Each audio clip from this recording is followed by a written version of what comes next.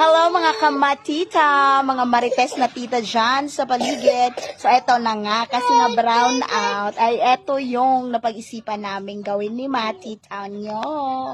Ang aking model sa kilay. At yun na nga, mag-umpisa na ako. Hawakan mo na ito. At syempre na nga, lagyan muna natin sila ng ganito para walang mga hadlang sa ating pagkikilay, mga matita, mga marites na tita dyan sa paligid.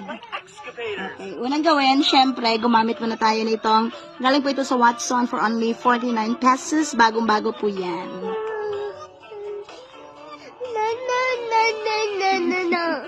At syempre, kasi nga matita itong ating model, meron din tayong ditong busing. Na mahilig sa Blippi. Okay, una natin gawin mga kamatita. Purwantay ko na. Okay, dito tayo mag-umpisa sa gitna, ha? Okay, tanggalin lang natin yung mga excess na mga kilay. Kasi perfect na talaga itong shape ng kilay niya. Pero nga, dahil may mga excess tayo na mga hair, kailangan natin itong tanggalin to make her brows super